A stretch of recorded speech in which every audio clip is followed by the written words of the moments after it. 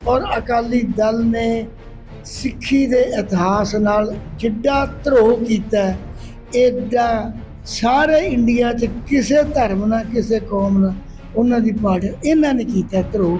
ਦਿਲ ਮੰਨਿਆ ਜਾਂਦਾ ਪੂਰੇ ਭਾਰਤ ਦਾ ਪੰਜਾਬ, ਤੇ ਪੰਜਾਬ ਦੀ ਸਿਆਸਤ ਨੂੰ ਕਿਸ ਨਜ਼ਰੀਏ ਨਾਲ ਵੇਖਦੇ ਹੋ? ਸਾਡੀ ਪਾਰਟੀ ਕੰਮ ਬਹੁਤ ਕਰਦੀ ਹੈ ਪਰ ਇੱਥੇ ਕੰਮਾਂ ਨੂੰ ਅਵੈਲੂਏਟ ਕਰਨ ਦਾ ਹਲੇ ਰਿਵਾਜ ਨਹੀਂ। सर व्हाट यू थिंक कि जो आज आपने जो एक समागम किया है, लगता है कि ऐसे समागम करने से जो जागरूकता आप फैलाना चाहते हो वो लोगों के दिमागों में बस जाएगी? भगत सिंह के नाम में आज़ादी के बाद से कभी भगत सिंह के 23 मार्च को जो उनके जो मर्टियरडम था डे, कभी श्रद्धा दिया नहीं गया था। पहला शख्स मैं था, CPIM के MP, राज्यसभा में मैंने उठाया। ਲੋਕਾਂ ਤੋਂ ਲੁੱਟੀਦਾ ਸੀ ਚਿੱਟੀਆਂ ਵਰਦੀਆਂ ਪਾ ਕੇ ਤੇ ਕਸਟਮ ਵਾਲੇ, ਮੈਂ ਜ਼ੀਰੋ ਕਰਤਾ, ਉਧਰ ਗਿਆ। ਅਸੀਂ ਟਰੱਕਾਂ ਟੈਕਸੀਆਂ ਦੀ ਇੱਜ਼ਤ ਬਚਾਈ। ਇਹ ਸਭ ਭਗਤ ਸਿੰਘ ਦੇ ਸੁਪਨੇ ਹੀ ਹੈ, ਲੋਕ ਲੁੱਟੇ ਨਾ ਜਾਣ।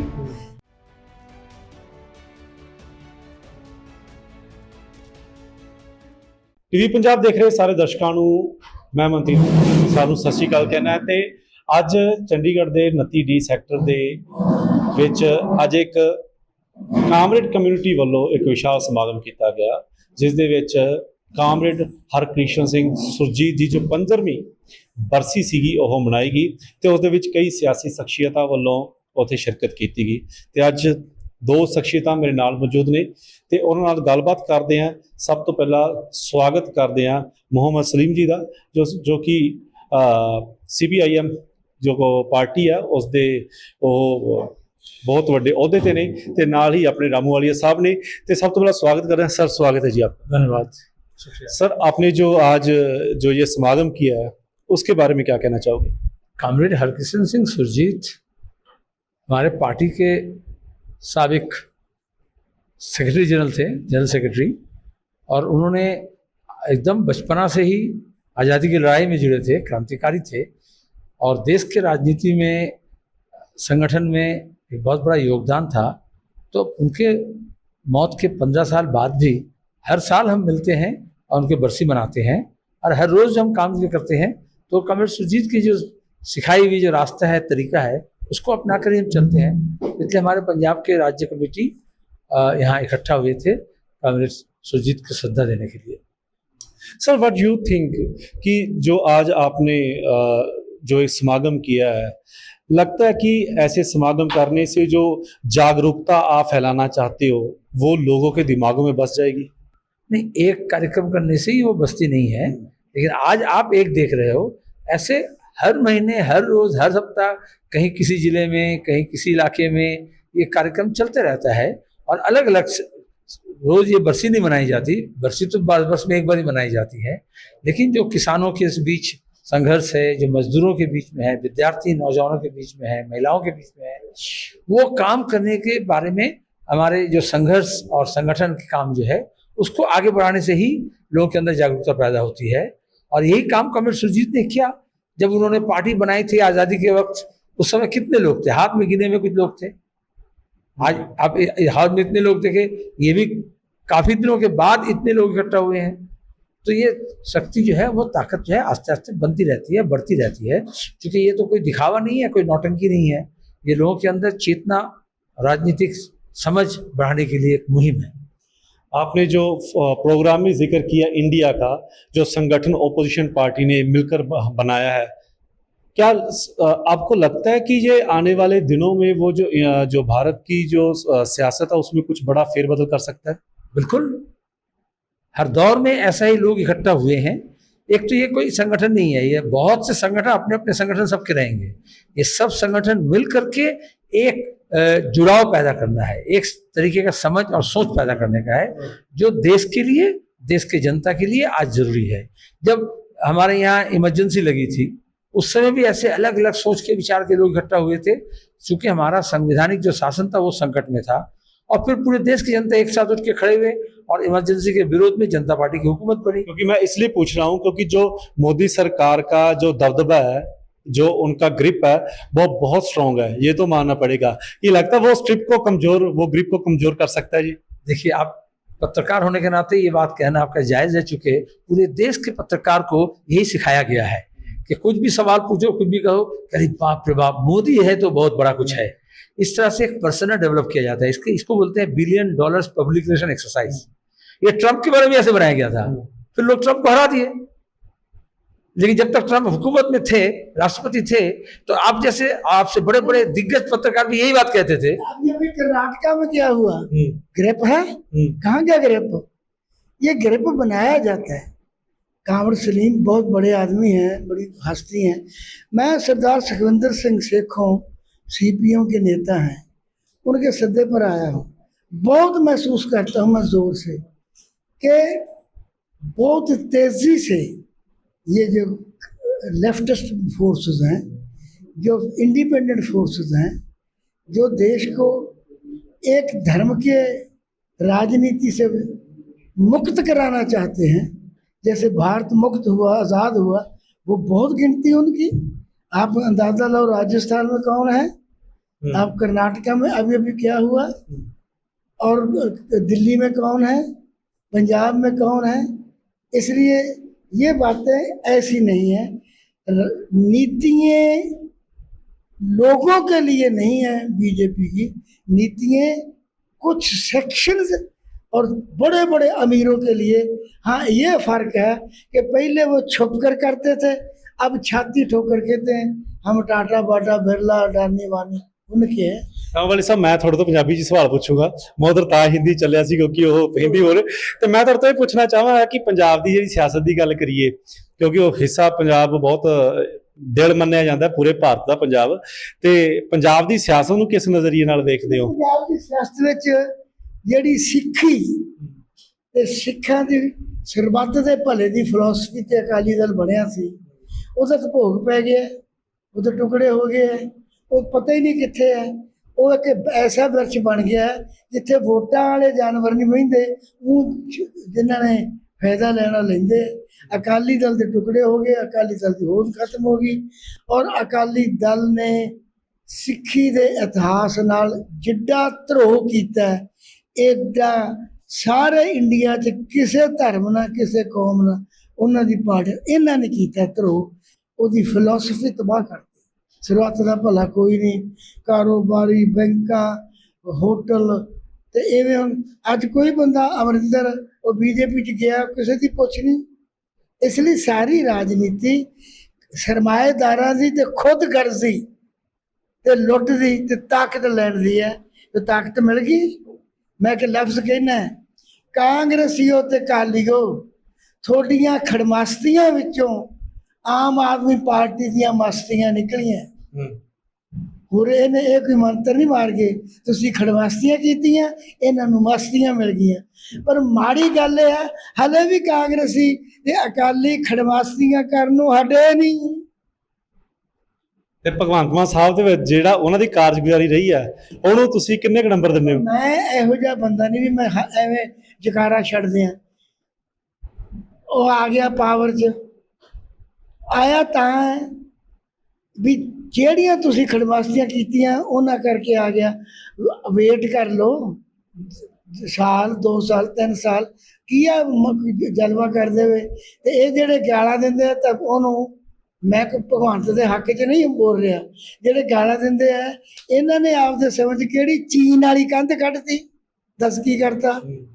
ਭੁੱਖੇ ਮਰਦੇ ਆ, ਬੇਰੁਜ਼ਗਾਰੀ ਹੈ। ਇਦੋਂ ਉੱਤੇ ਕੀ ਹੈ? ਮੈਨੂੰ ਇੱਕ ਅਕਾਲੀ, ਇੱਕ ਕਾਂਗਰਸੀ MLA ਕਾਂਗਰਸ ਕੋਲ ਹੈਗੀ, ਉਹ ਜਿਹੜਾ ਅੱਜ ਇੰਨੇ ਗਿੱਦੜਾਂ ਨੇ ਗੰਨੇ ਨਹੀਂ ਚੂਪੇ, ਗਾਵਾਂ ਨੇ ਮੱਕੀ ਨਹੀਂ ਮਿੱਧੀ, ਜਿੰਨੇ ਟਰੈਵਲ ਏਜੰਟਾਂ ਨੇ ਜਵਾਨੀ ਚੂੰਡ ਕੇ ਤੇ ਖਾ ਕੇ ਅੱਜ ਸਿੱਟਦੀ। ਔਰ ਮੁਟਿਆਰਾਂ ਕੁੜੀਆਂ ਦੀਆਂ ਇੱਜ਼ਤਾਂ ਜਿਹੜੀਆਂ ਖੁਦ ਲੁੱਟਦੇ ਆ, ਤੇ ਯਾਰਾਂ ਨੂੰ ਕਹਿੰਦੇ ਘੁੱਟ ਵਿਸਕੀ ਪੀਤੀ ਹੈ, ਆ 2 ਲੈ ਜਾ। ਕੋਈ ਬੋਲਦਾ ਹੈ? ਅੱਜ ਕੌਣ ਬੋਲਦਾ ਚਿੱਟੇ ਤੇ? ਕੋਈ ਨਹੀਂ ਬੋਲਦਾ। ਤੇ ਅਕਾਲੀ ਕੀ ਬੋਲਣਗੇ? ਤਾਂ ਲਿਆਏ ਆ। ਇਸ ਲਈ ਬਰਬਾਦੀ ਕਰ ਦਿੱਤੀ ਗਈ ਹੈ कांग्रेस से अकालियों वालों पंजाब। रामवाली साहब, मैं एक सवाल तो दोनों तो लेना चाहूँगा। सर, मैं आपसे ही पूछना चाहता हूँ, जब आम आदमी पार्टी पावर में नहीं थी, ओपोजिशन का रोल अदा कर रही थी, उस वक्त भी वो भगत सिंह के नाम को यूज़ करती थी। आज आज अगर आपकी बात करते हैं, आपकी पार्टी भी भगत सिंह का नाम को यूज कर रही है, जो जनता है उनके मन में यकीन कैसे बिठाओगे कि सच्चे भक्त कौन है? इसका कोई कंपटीशन नहीं है। अच्छा, आप कुछ उम्र कम है इसलिए आप ये बात कहें, क्योंकि आप आम आदमी पार्टी को देखे हो और आप भी कर रहे हैं। अरे शुरुआत से भगत सिंह के फलसफे को लेकर के इस देश में राजनीति कौन कर रहे हैं? आम आदमी जब पैदा नहीं हुआ पार्टी, कमल सुजीत की बात हम कर रहे थे, तो यहाँ पे ये जो देशभक्त ट्रस्ट हो, गदर पार्टी के मामला हो, आज़ादी का जो धरोहर है उसको लाल झंडा लेकर के आगे बढ़ रही है। मैं एक सांसद था पिछले सदी में, भगत सिंह के नाम में आज़ादी के बाद से कभी भगत सिंह के 23 मार्च को जो उनके जो मर्टियरडम था डे, कभी श्रद्धा दिया नहीं गया था। पहला शख्स मैं था, CPIM के MP, राज्यसभा में मैंने उठाया। क्या नारायण थे राष्ट्रपति, उपराष्ट्रपति, उन्होंने कहा ऐसा है, मैं बोला हाँ आपका डॉक्यूमेंट देख लो, मैं उससे पहले रिसर्च किया था। अफसर लोग कहते हैं कि अरे वो तो सेंट्रल हॉल में बम फेंके थे ना बटुकेश्वर दत्त के साथ, तो उनको हम कैसे श्रद्धा देते हैं? तो पहली बार 1994 में वहां श्रद्धा दिया गया। तो ये कोई सरकार बनने का नहीं था। भगत सिंह का स्टैचू पार्लियामेंट के अंदर एक से एक दिग्गज का स्टैचू है, हम लोगों ने लड़े। यूनाइटेड फ्रंट गवर्नमेंट जब बनी, उसके बाद जब सोमनाथ चटर्जी जब स्पीकर बने, तब लोकसभा में पारित हुआ और फिर तब स्टैचू लगा। वो स्टैचू लगते वक्त फिर कंपटीशन हो गया कि अकाली वाले बोले हमारे कैसा फोटो होगा, ये वाला कैसे फोटो होगा, वो दिखा वाला मामला है। लेकिन स्टैचू तो वहां लगाया गया। अब अभी भी जो नौजवान सभा हम करते हैं, सैकड़ों से हमारा दोस्ती क्यों है, जो भारत नौजवान सभा भगत सिंह बनाए थे, उसी के धरोहर को लेकर के जो नौजवान सभा चल रही है, उसी में मुलाकात हुआ, उसी संगठन आज भी जारी। हम नहीं है नौजवान, लेकिन बाकी नौजवान लोग कर रहे हैं। तो ये अब ये सरकारी पार्टी बनने से क्या होता है, थोड़ा वो दिखावा करते हैं। अच्छा, यहाँ पे तो सरकारी नहीं है, भगत सिंह का वो मूर्ति फोटो दिखाओ, हमारे इस ट्रस्ट में वो क्यों लगाया, यहाँ पे तो वोट के लगाया गया है। वो दिखावा नहीं होता है, वो विश्वास का मामला होता है, वो अकीदे का मामला होता है, वो अपना आदर्श का मामला होता है। और अब आप कहते हो कि वो ऐसा कर रहे हैं, ऐसे कर रहे हैं। आपका पहले वाला सवाल था कि इतना ताकतवर इसको आप कैसे हटाओगे, तो आम आदमी पार्टी तो ऐसे बना दिल्ली में ना, बना तो जिसका पार्टी था वो तो कांग्रेस कितनी मजबूत थी, पंजाब में बना, कांग्रेस कितनी मजबूत थी, बीजेपी सब सीट ले ली थी पार्लियामेंट की, फिर भी हार गई। वाजपेयी, आज सुरजीत को हम क्यों याद कर रहे हैं, मोदी से काफी बड़े सूझे बूझे नेता थे अटल बिहारी वाजपेयी। तो आपके तरह कोई नौजवान पत्रकार उसको भी ये कहा था कि अरे बाप रे बाप, वाजपेयी का इतना बोलबाला है, इसको आप कैसे हटाओगे। फिर सुरजीत और बाकी सब लोग मिलकर UPA बनाए और हुकूमत बनी, तब मनमोहन सिंह की सरकार बनी।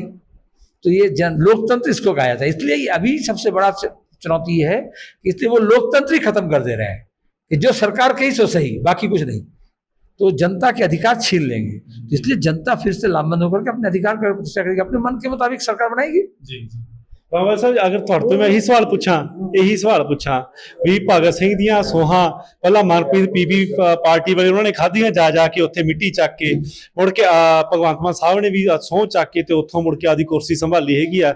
ਜੇ ਜਨਤਾ ਦੇ ਵਿੱਚ ਅੱਜ ਨਿਰਾਸ਼ਾ ਹੈਗੀ ਆ, ਛੋਟੀ ਪਾਰਟੀ ਮਤਲਬ ਕਿਵੇਂ ਜਨਤਾ ਯਕੀਨ ਦੋ? ਉਹ ਦੇਖੋ ਵੀਰ ਜੀ, ਕਈ ਵਾਰੀ ਪੱਗਾਂ ਪੁੱਗਾਂ ਬੰਨ੍ਹ ਕੇ ਬਰਾਤ ਵਿੱਚ ਮੁੰਡਾ ਸਰਵਾਲਾ ਬਣ ਜਾਂਦਾ ਹੈ, ਪਰ ਜਾਣ ਵੇਲੇ ਮੇਲ ਵਾਲੇ ਨੂੰ ਕੁੱਟਦੇ ਆ। ਇੱਥੇ ਬੜੀਆਂ ਨਕਲੀ ਗੱਲਾਂ ਹੈ। ਭਗਤ ਸਿੰਘ ਲਈ ਸਮਰਪਿਤਤਾ ਮੈਂ ਸਮਝਦਾ ਸਭ ਤੋਂ ਵੱਧ ਕਾਮਰੇਡਾਂ 'ਚ ਜਾਂ ਅਨੇਕਾਂ ਲੋਕਾਂ 'ਚ। ਅਸੀਂ ਲੋਕ ਭਲਾਈ ਪਾਰਟੀ ਬਣਾਈ ਹੈ, ਜਨਕਰਾਜ ਕਲਵਾਣੂ ਇੱਥੇ ਬੈਠੇ ਹੋਣੇ, ਇਹ ਸਾਡੀ ਪਾਰਟੀ ਤੇ ਅਸੀਂ ਬਣਾ ਕੇ ਭਗਤ ਸਿੰਘ ਦੇ ਮੁਤਾਬਕ ਵਿਦੇਸ਼ਾਂ ਵਿੱਚੋਂ ਲੋਕ ਜੇਲ੍ਹਾਂ 'ਚੋਂ ਕੱਢ ਕੇ ਲਿਆਂਦੇ, ਹਵਾਈ ਅੱਡੇ ਤੇ 12-10 ਕਰੋੜ ਰੋਜ਼ ਦਾ ਲੋਕਾਂ ਤੋਂ ਲੁੱਟੀ ਦਾ ਸੀ, ਚਿੱਟੀਆਂ ਵਰਦੀਆਂ ਪਾ ਕੇ ਤੇ ਕਸਟਮ ਵਾਲੇ। ਮੈਂ ਜ਼ੀਰੋ ਕਰਤਾ, ਕਿੱਧਰ ਗਿਆ? ਅਸੀਂ ਟਰੱਕਾਂ ਟੈਕਸੀਆਂ ਦੀ ਇੱਜ਼ਤ ਬਚਾਈ। ਇਹ ਸਭ ਭਗਤ ਸਿੰਘ ਦੇ ਸੁਪਨੇ ਹੀ ਹੈ ਵੀ ਲੋਕ ਲੁੱਟੇ ਨਾ ਜਾਣ। ਅਸੀਂ ਨੌਜਵਾਨਾਂ ਨੂੰ ਜਿਹੜਾ ਹੁਣ ਮੈਂ ਟਰੈਵਲ ਏਜੰਟਾਂ ਦੇ ਖਿਲਾਫ ਜੰਗ ਲੜ ਰਿਹਾ, ਤੇ ਕੌਣ ਲੁੱਟੀਦਾ? ਨੌਜਵਾਨ 32-32 ਲੱਖ ਰੁਪਈਆ ਇੱਕ ਬੰਦੇ ਤੋਂ, ਔਰ ਕੁੜੀਆਂ ਦੇ ਸਰੀਰ ਨੋਚੇ ਜਾ ਰਹੇ। ਇੱਥੇ ਭਗਤ ਸਿੰਘ ਦਾ ਨਾਂ ਲੈਂਦੇ ਆ, ਉਹਦੇ ਵਾਂਗੂ ਲੜਦੇ ਤੇ ਸਮਰਪਿਤ ਹੋ ਕੇ ਜੂਝਦੇ ਮੈਂ ਨਹੀਂ ਦੇਖੀ। ਤੁਹਾਨੂੰ ਲੱਗਦਾ ਕਿ ਆਉਣ ਵਾਲੇ ਸਮੇਂ ਦੇ ਵਿੱਚ ਤੁਹਾਡੀ ਪਾਰਟੀ, ਕਿਉਂਕਿ 24 ਦੀਆਂ ਇਲੈਕਸ਼ਨਾਂ ਨੇੜੇ ਆ ਗਈਆਂ, ਤੁਹਾਡੀ ਪਾਰਟੀ ਵੱਡਾ ਫੇਰਬਦਲ ਕਰੂ? ਇਕੱਲੀ ਤੁਹਾਡੀ ਪਾਰਟੀ? ਨਹੀਂ, ਸਾਡੀ ਪਾਰਟੀ, ਮੈਂ ਥੋੜਾ ਜਿਹਾ ਮਾਯੂਸ ਹੈ ਕਿਉਂਕਿ ਪੰਜਾਬ ਦੇ ਲੋਕ ਹੁਣ ਬੀਜੇਪੀ ਤੇ ਕਾਂਗਰਸ ਤੇ ਆਮ ਆਦਮੀ ਪਾਰਟੀ ਤੇ ਵੰਡੇ ਗਏ, ਹੁਣ ਕੱਲ ਹੀ ਗਏ।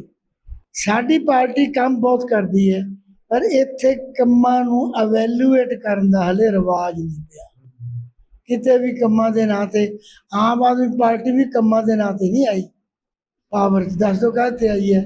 ਅਕਾਲੀਆਂ ਤੇ ਕਾਂਗਰਸੀਆਂ ਦੇ ਰਗੜੇ ਕੱਢਣੇ ਹੈ, ਉਹਨਾਂ ਨੂੰ ਨਹੀਂ ਪਾਉਣੀ, ਇਹਨਾਂ ਨੂੰ ਪਾ ਦਿਓ ਆਗੇ।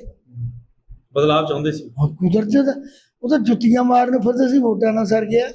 ਰਾਮੂਵਾਲੀਆ ਸਾਹਿਬ ਨੇ ਉਹਨਾਂ ਲਈ ਜੋ ਹੈ ਬਹੁਤ ਵਧੀਆ ਗੱਲਾਂ ਆਖੀਆਂ ਨੇ, ਜਿਸ ਦੇ ਵਿੱਚ ਉਹਨਾਂ ਨੇ ਕਿਹਾ ਕਿ ਪੰਜਾਬ ਦੀ ਸਿਆਸਤ ਦੇ ਵਿੱਚ ਸੁਰਜੀਤ ਸਿੰਘ ਇੱਕ ਬਹੁਤ ਵੱਡਾ ਚਿਹਰਾ ਸੀਗਾ, ਜਿਸ ਨੇ ਪੰਜਾਬ ਦੀ ਸਿਆਸਤ ਨੂੰ ਬਹੁਤ ਵੱਡਾ ਮੋੜ ਦੇਣ ਦੀ ਕੋਸ਼ਿਸ਼ ਕੀਤੀ ਹੈ। ਪਰ ਕਿਤੇ ਨਾ ਕਿਤੇ ਜਿਹੜੀ ਪੰਜਾਬ ਦੀ ਪਰਿਵਾਰਵਾਦ ਸੀ ਜਾਂ ਹੋਰ ਸਿਆਸੀ ਪਾਰਟੀਆਂ ਸਨ, ਉਹਨਾਂ ਦੇ ਵਿੱਚ ਕਿਤੇ ਨਾ ਕਿਤੇ ਉਹਨਾਂ ਨੇ ਜੋ ਇਹ ਸੋਚ ਸੀ, ਸੁਰਜੀਤ ਸਿੰਘ ਦੀ ਸੋਚ ਸੀ, ਉਸ ਨੂੰ ਕਿਤੇ ਨਾ ਕਿਤੇ ਉਹ ਪਿੱਛੇ ਧੱਕਿਆ। ਪਰ ਉਹਨਾਂ ਨੇ ਕਿਹਾ ਕਿ ਸੁਰਜੀਤ ਸਿੰਘ ਵੱਲੋਂ ਜੋ ਪਹਿਲਾਂ ਜੋ ਪੰਜਾਬ ਦੀ ਸਿਆਸਤ ਦੇ ਨੁਕਤੇ ਦੱਸੇ ਗਏ ਸਨ, ਉਹ ਅੱਜ ਵੀ ਸੱਚ ਹੁੰਦੇ ਜਾਪਦੇ ਨੇ।